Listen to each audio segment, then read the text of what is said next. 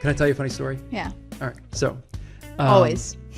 I've been having to be really quiet at work, right? I can't tell anybody that you're pregnant with baby number 2. Mm-hmm. And, but I get reminders sometimes that like I'm a dad and going through the day to day and like something will surprise me. Whether you send me a video or a picture and it's like the best thing ever, it stinks too, because like I want to be home with you guys, but then I'll open up a bag or something. Stop. And it'll be in my bag. Where was that? This is a little bluey magnet right here. And it was I'll put it down on the table so we can get a shot of it. It was in my leather bag, literally in the Which flap. he does. Yep. And when I pulled my laptop out of it, boom, that's where it was. It was stuck to the laptop. It was stuck to the laptop. Isn't that the cutest thing in the world? Aww. It made me like. Why didn't you send me a picture? Because I thought it'd be great, Yeah, to talk about. to share about here. Yeah. So funny though. No, it's funny because you set your bag. It makes perfect sense. You set your bag sometimes open down by the door so that at 2:30, 3 o'clock in the morning, when I wake up, you grab it and it's mindless. But Keith has been using these magnets on our dishwasher because we don't have a magnetic refrigerator. Yeah, he's bluey obsessed. Yep, and it sits right next to your bag. Mm-hmm. Yeah, and so he's been leaving things in shoes and in my bag. Yeah. Wait, so did you put on your slippers last night? And there was they one. Had both of them, to the point where I woke up this morning, came downstairs, and they was were like, in "What's there? in my shoe?" I remember Boom. seeing it last night, but I'm at the point in my pregnancy where I'm slowly starting to be like, I'm not bending over for that. I don't blame you. I'm not bending Plus, over for I that. like those surprises. Those surprises. I Are thought fun. you would. That's why. Yeah. Oh, that's so cute. That's the best. Fatherhood. I know. That is fatherhood in a nutshell. And, I know there are some days where it's hard for you too, especially hard. Do you want to talk about like what some of the challenges have been like for you and, emotionally, sort of, I guess, spiritually in a way that have just been, and you've vented to me and I've, I can level with you in a lot of ways. And I think that maybe it would be good to hear, someone like you working hard, talking about maybe some of the daily struggles internally that you face being a new father. Yeah. The challenge is wondering whether I'm doing the right thing. I know by working and providing for the family that is a net good, and it's my role as a provider, and that fulfills me to no end, and that's good, but at what cost? It's like, in addition to working on television, hosting events and on the board of nonprofits and teaching in classrooms and emceeing galas and charity events and saying yes to, because I love to serve and all that kind of stuff. On top of like managing a lot in the home. Yeah. And that's the thing. And it comes at a cost in that I'm outside these walls. You're being stretched a lot. I'm being stretched thin. And because I am, you are. And so it weighs heavy on me, that stress of knowing I've got to keep doing these things to stay on the platform that I'm necessary, on. yeah. They're necessary. They're necessary because A, I love service, and B, it provides for this family, but I'm not here and I'm not present. And it tears me up inside sometimes. Not always. Worrying. But you're not always. And I've been trying to find ways to tell you sometimes when I think you're checking out. Mm-hmm. But so I also easy to, know how healthy it is to sometimes take some time to just check out. The staying present part is difficult when you wake up as early as I do. You put on a face for television, literally makeup, and you're smiley and you're waking people up. You have to be the same person every day. You got to be positive. Exactly. You've got to be consistent, which is good. You got to have a positive attitude. Sure. I think I do. But I'm a human being too. Like, I've got some rough days and bad days and, not great headspaces sometimes based on, how stressful it is. Yeah. To serve the way I do in this family. And then to come home at 1 o'clock, I sit in that garage for like sometimes 5 or 10 minutes to reset. Because I'm like, you know what? Now I've got to do the same thing when I walk home into that back door. Yeah. That I want my son and you to see me as this positive, radiant, consistently strong force in the family, when inside I feel weak and vulnerable. And you just want to like go crawl in a hole somewhere. And needing to sit in silence for a little bit. I get it. And it's hard to find an outlet to be able to express those things, especially when I know that you, as my wife and the mother of my son, are dealing with it tenfold in the house with a toddler. And so, I have this stress on me of like, when I get in that garage, take some time to reset, go in the house as if nothing happened. And after doing this day in and day out and day in and day out, like it weighs on you. Yeah. So is that what's weighing on you though? That you feel like you have to shape shift? Yes. Yeah, absolutely. But then why don't you just come into the house and because I don't want to dump my stress on you guys. And I don't want to see my son fold. I don't know whether it's because he's my son.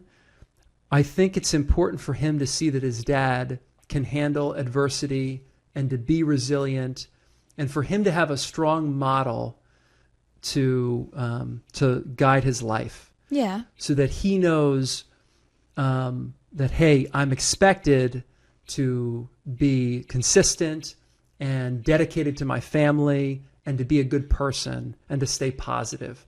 Obviously, there's a benefit in being weak around him as well. I recognize that. And I think I'm a pretty feely, emotional person that he's seeing that. Yeah, he sees that sensitive side. And it's important that I think a boy sees that as well. Yeah. That he's allowed to feel things and he's allowed to cry. So, but at his young age, he's not able to actually conceptualize this yet. Right, so right. Are you putting something into practice? Training myself. Sure. Okay. Yeah, it's a good question. Okay. Because there are, and I commend you, by the way. I've told you on multiple occasions, especially this last week, I know you underwent some changes at work, and you'd go a pretty long time in the morning before you'd answer a text, and I just thought, like, he's just busy. Like, there's just so much happening now at work that it's hard to switch your brain over to something I might be asking you or needing you to address. You do the same thing though. But you've been really good this week at coming home and not making it seem like whatever it was at work that was sort of like really bogged you down so much so that you couldn't be on the floor playing with Keith and his little people bus, or letting him get on your back while he rode you like a horse right around before bedtime. Yeah. So that it's a good sign of a sign of a great dad. It's a sign of a good man. Not every husband, dad is like that. I see a lot of women talking about how, frankly, railing on their husband who comes home from work and does nothing. Like, just does nothing. And so we don't know their lives, and we understand everybody's family dynamics a little different. But I commend you on how you've been able to handle it. You just need to know that if it ever gets to a point where you're just like, I can't keep acting like when I walk in this house, everything's fine and dandy. And if there are days where you need to talk about it, like, I need you not to wait till the end of the week to tell me when it's all catching up to you and you're really bogged down and tired. Like, that's also what we're there for too. You don't have to come into the door on that day and dump on us, but don't hold out on us either. Do you know what I'm saying? No, I know. 'Cause that's not always healthy either. I know. And it's a lot of it too is just, it's a test of how much I can endure. Yeah. And it's easy some days and then some other, and it's all sleep related too. I think waking up when it's dark outside does not help, Couldn't be me. But it's helpful. Like, I go into work and I love the people I work with. Like, I know that's huge. If that wasn't there, oh my God, I don't know. This would be untenable. No, I know. It'd be really, really hard. Yeah. And I imagine it is hard for some men. Yeah. I believe in what I do too. So that's easier too. But no, it's a struggle. But it's all, you have a struggle at home too. That's the part. I think men think they come home from a hard day at work and their wives or the mother of their kids were just messing around. They just had all day. Oh, the baby took a nap. You could have went for a walk. You could have, Yeah, that's immature. That's not the case. Yeah. It's funny, like maybe an immature me in my 20s or late teens would have said like, oh, stay-at-home mom sounds like a really great gig. Not when you also expect to come home from a long day at work and have dinner on But we also came from parents whose mothers worked and who also did everything else around the house too. Like we both had super moms, and we both had great dads too. So it's like we had great examples of what it is to be present, to be active, and how to sacrifice. Yeah, and how to sacrifice, and to do it for the greater good, and to tend to appear at least, and we know now, genuinely happy to do that and serve those roles for the family and put themselves second. It's like there's only so much of this life that we have where we're raising kids, and it's like we're only their favorite people for 10 years, and then they. I don't agree with that, but okay. I know, but it's true. It better be longer than 10 years. I know. You know what I'm laughing at? We're talking about these heavy topics, and you're asking me like, man, how could you, you're doing a great job as a dad and this and that. And it's like, I don't know how you turn it on and off. I'm also sitting here sipping tea out of a Muppets mug. Who because is I'm that? a huge Animal? fan. It's Animal, from the Muppets. So that's how mature I am over here. And I chose this. Doesn't match anything here in this podcast. No, it's just studio. You're not a stick in the mud. It's a statement. Yeah, it's good stuff. Because that's what this is about. We're like talking this through. We're hopefully going to be transparent and share what's going on in our lives on a weekly basis. We will be transparent. There you go. Okay, you said it. We'll keep it 100, as the kids say. This is the kids are saying these They days? also say keep it a bean sometimes, or we'll keep it a buck. My thing that nobody ever warns you about once you have kids is that parenting is not 50-50. I know that sounds really controversial because it should be, and you should split jobs evenly. But the jobs, there's like a billion jobs when it comes to raising kids. And there's no possible way for it not to be 40-60 sometimes, 30-70. Like a great example is you're working part-time right now. I'm working full-time. It's impossible for me to take on every role 50-50. It's just insanely hard. I don't have the time that you have. I go to bed early, so you handle nighttime. You handle waking them up in the morning because I get back at like 12:30 in the morning or 12:30 in the afternoon. So that it can't be 50-50. Do you agree with that? And how do you feel about that? Yeah, I think it's like juggling anything in life too. I think even like your what you give and what you take, even in a marriage, is a lot like how you facilitate a child's life too. Just like you just explained, not every day is going to be 50-50. Even in like, I've noticed too, it's like even in like, not disciplining Keith, but like trying to get him to understand certain boundaries as he's getting older and he's starting to emote like crazy. Yep. It's like, buddy, you know what I mean? Like I get a little stern, and then sometimes I'm like, get stern with him. Like help me out here. Like let's both we got to get be on the same page immediately. Yep. And if that's not the case, he's going to use us and manipulate us. And because that's where he's at right now. If he doesn't like something that I'm doing with regard to discipline, or if I'm not letting him do something he wants to do, he'll immediately start saying, mommy. And I'll turn to you and give you the eyes like, you got to be lock and step with me right here. Like we got to keep this thing up. And you'll do the same with me, which is good. But we're learning that. Like it's so easy to be childless and to say, oh, we're going to easily be on the same page. Because you and I have a really, really great marriage, and we've got a really great connection that way. And we both have the same parenting style, I feel like, where we're not afraid to let him face a little adversity. We're not afraid to come down and have very strict boundaries. But there are still like moments in that gray area where we look to each other and we're like, wait a minute, we're like learning this thing too. We're trying to figure this out. Yeah, or there's moments where you have to remind me, because I am in the trenches a bit more. Yeah, on the day to day, I'm in the thick of it with him, and so there are moments where you're like, no, just let me. You got to let me be the bad guy too. You got to let me parent. Yep. We got to figure out a way to make it feel so much less on me and more a little more on you at times. So it's just a series of give and take. It's just like any relationship, only we're facilitating a life. Yeah. We're literally raising a child. So, but no, I think that's good. It's not 50-50 every single day. And you've got to be prepared for being the one, even if it's a week long where it's like, man, this is 80-20 this week. Like, yeah. And also to recognize too, that even if you're outside the house, you're still contributing as a parent. Yeah. That's the thing for me that I felt really guilty about is I was at work or at, hosting a charity event or doing something that wasn't involved with helping you with the baby. And I started feeling really guilty. And then I thought to myself, like, no, what I'm doing is I'm driving this family. I'm trying to provide and so that everyone can be happy and fed. And so that's part of it too. The other challenging thing that I've come into is when I do have a day off, like today, it's a Thursday, we're taping this. I get to witness some of the routines that you have with Keith. Yeah, you were alone with him for 3 hours this morning. Yeah. You got the morning routine, the morning shift. Yeah, and so, or I get to witness you doing those things.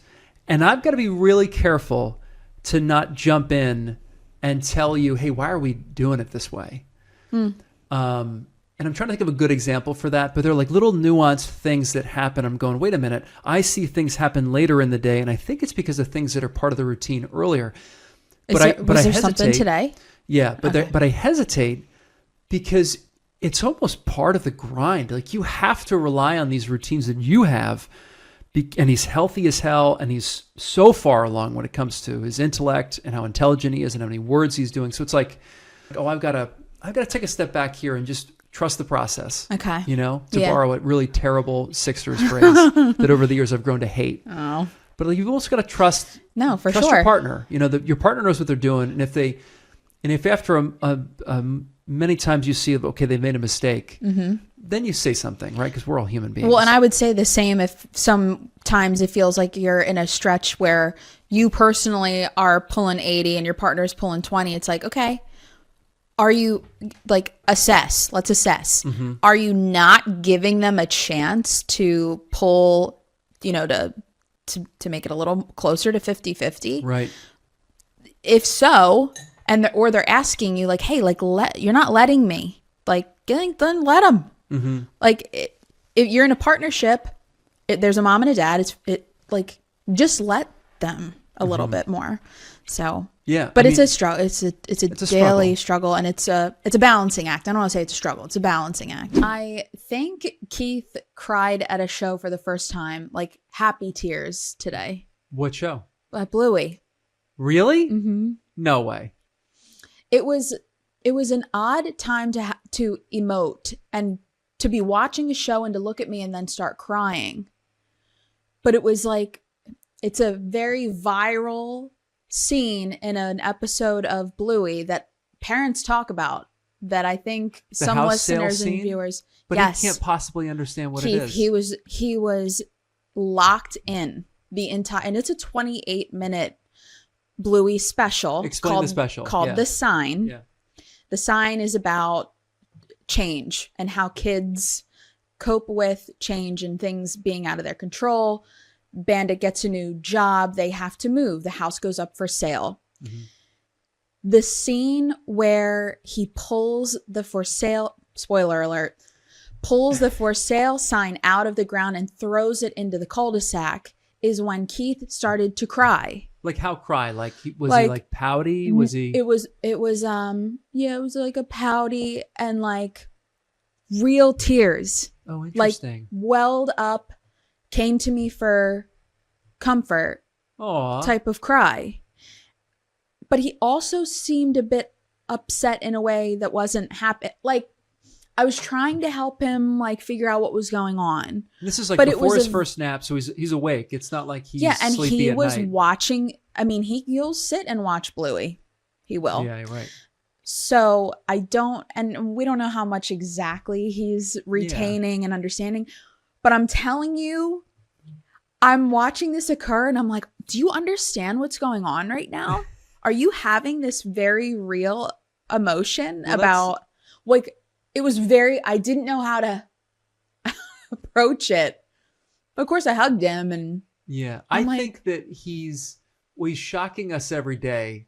Like having a baby turn into a toddler, like every day there's something new he's doing where you're like, oh, he's like showing some human behavior, and right? we're shocked by it. Like And it we're shocked. surprises us. Oh yeah, because it's not like it's prompted by something we do. Which he is just kind why of naturally develops it. Which is why I'm like, oh, I was like, oh, are you like, is this an emotion of like happy? tears? Is this not like I'm upset cry? Because that's all we know.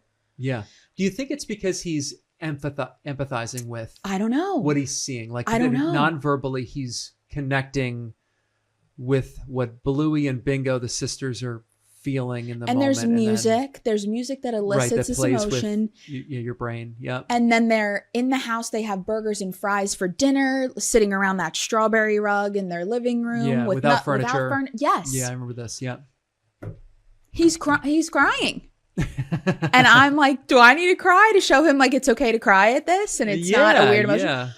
But I wasn't really paying attention. I was like on my laptop. He's developing some kind of like human connection to things. And media but the storytelling, people. That is a very complex, like, I'm like, so as he's crying, I'm like, there's no way, like, what is this, just a coincidence? Like, am I reading into this too much? Do I think my son is like some like emotional genius? No, I think it's probably something naturally that's going to start to happen. I don't know. It does surprise me. This is the first time you're telling me about it.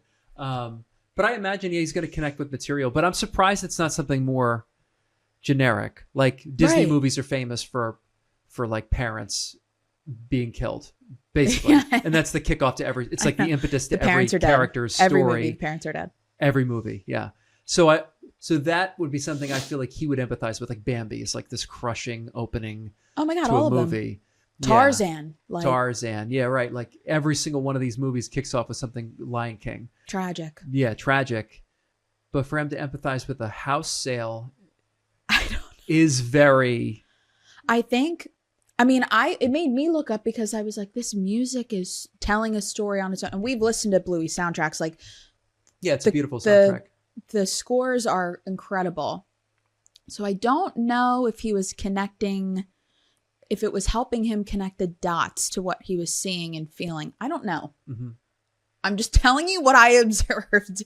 It's funny too, like when women say every pregnancy is different, from the male perspective, witnessing all of this, I realize, of course it's different, because if you have multiple pregnancies, that means you've got a little one or another child or whatever age your other child is running around. You've got to care for that little human being in addition to what's happening inside. Whereas the first pregnancy, it's almost like you're hyper focused on your experience. Is that right? Yeah. And it almost makes me feel a little bit guilty. Really? For this baby. Why is that? That I'm not, like, I'm too distracted by Keith to, like maternity photos or like doing weekly bump updates, photos. Like, it's just not, I did it with him because I had the time and I was like really excited to have my first. Now I'm like trying to entertain an 18-month-old, who's very active. It's just taking up a lot of my brain power and do you know what I'm saying? Sure. So there are times where I feel guilty, and I hope he sees this someday and realizes that I haven't been intending to like neglect the experience of this pregnancy, but it's just the sort of par for the course. I don't think being it's the second possible to neglect the experience because it's with you 24/7. No, I know, but giving it that like special, like, oh, this week in my journal, I'm going to write about what I'm craving or something funny that happened, or I'm just not doing that. Yeah. And but it makes me feel bad. You didn't get to experience, however, a toddler learning all about it. Like that has to make it special. No, like through his eyes, like for me, this pregnancy for me, not that it's more or less special, it's different because we get to experience pregnancy through a toddler's eyes, where he doesn't quite know what's going on. We'll talk a little bit later too about like whether he even understands whether the baby's in there. But from a guy's perspective, like I see the person that I love changing physically, emotionally, mentally, enduring all of this. And it's both beautiful and really, really hard. And I don't think fathers talk about it enough. To watch the person that you love struggle physically and emotionally and mentally. But then when you have the baby, it's like this like breakout of like fulfillment and love and wonder, because you're like, oh my God, I got to see my one person in this world endure for this incredibly miraculous event. And so it's like it grows love between two people, I think. But from a guy's perspective, you feel helpless sometimes too. You're just like, I can't do anything for you besides like try to do everything else outside of carry the baby. And it still feels inadequate. You know what I mean? Like I feel guilty. Just recently, I stopped you and I said, do you realize like when I'm leaving a room, just as I'm about to do something, you stop me and ask me to do something literally almost every single time. I don't realize I'm doing it. Which I feel guilty about now because I think about it and I'm like, well, yeah, of course you're asking me to do things for you. You're limited mobility wise. Like you're not at 100% physically. I know, but you're literally holding it down so much so that I feel like we're both equally carrying, a very heavy burden. Yeah, but that's not true. No, but maybe like a literal burden, but not the true endurance. It's just what you're doing. I guess. And you know what? There's someone I follow who's about as far along as I am. And she's like doing toe touches. Yeah. And like she's got the energy and she's got a little one about Keith's age. And she's got another on the way. I'm like, so then I feel bad. I'm like, am I just like a 90-year-old woman stuck in this body carrying a baby? Like, why do I feel so like I'm not on pelvic rest? Like nothing's, but I feel so like, oh my God, I can't freaking move. Speaking of bawling our eyes out. And speaking of people, paying us mind, my toddler, my little son, my namesake, he's named after me, no longer prefers me. He prefers mommy. I try to wake him up or I get him up after that afternoon nap because I'm home from work finally. He's calling for mom the entire time. He's fighting me. I have to tell you, it is a rejection like I've never experienced in my life. And it's so painful. And it's funny, like there was a point in time last week when the 10th episode aired. We were wondering if we would do an episode like this because we were wondering if the baby came. And I was thinking I was going to have to do this solo. And I was thinking to myself, okay, what would I talk about? And it's like this strange feeling of when Keith, our son, who is 21 months old, when he prefers you over me in such a strong way like he is now. For me, it's conflicting. It's like, yeah, of course he does, because I see all the things that he sees in you. Like, I love you to death. I want to be around you all the time, too. But then it's like, well, wait a minute. To him, I'm like, wait, I'm fun. I'm a blast. I can do all the things mom does for the most part. And I had to dig in. But you've recognized this, right? You've seen this change that's happened over the last couple of weeks. It can't be ignored. It's not something to be ignored. He's rejecting you in a lot of ways. Yeah. It's so painful. It's perfect timing, by the way. I know. Like, just honestly, right before baby comes. I need a hand. I need help. And it's not as though I'm not willing to help, and it's not as though I don't help. Mm-hmm. I'm in this position where I go to bed before bedtime because of my shift at 2:00 in the morning, and I wake up and I'm at work when he wakes up. So I'm not part of those really essential routines of his. It's breakfast. I'm not a part of that routine. I'm sometimes not a part of lunch. It's really, really tricky. And so I had to consult with some doctors.